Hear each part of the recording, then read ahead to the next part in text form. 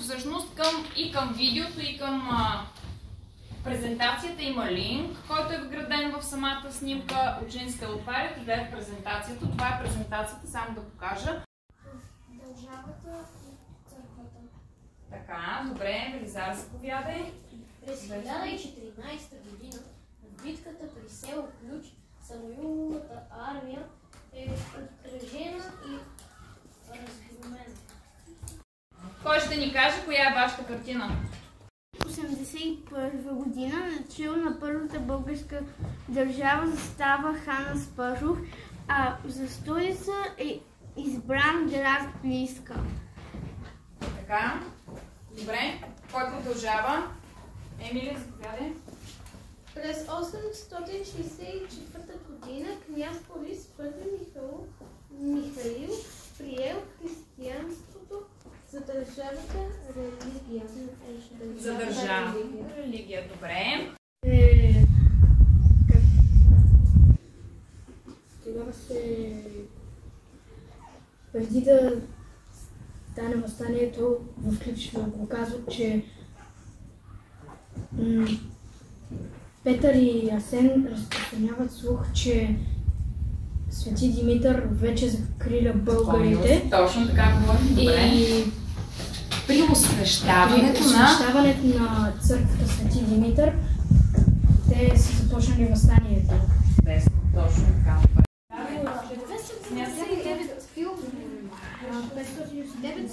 Има 200.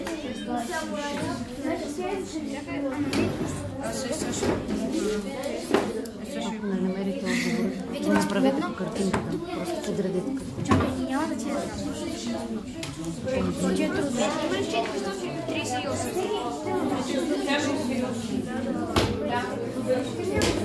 Добре. Да. Покажете вашата картина, защото вие не я покажете май назад. Аз трябваше да я покажа. Нашата картина е С кое се изяването на войниците на Самуил. Да, това кога става? Кога ставаше това на Софиян, помните ли? Коя е тази битка? Коя е тази битка? През 1018. Не. 1018 друго ставаше. Да. селото през Ключ. Село Ключ, точно така. Битката при село Ключ 1014 година. Си на 3 морета. Хайде да видим даже го.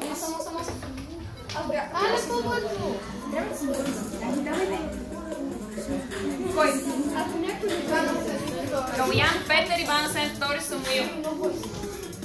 Иван Асен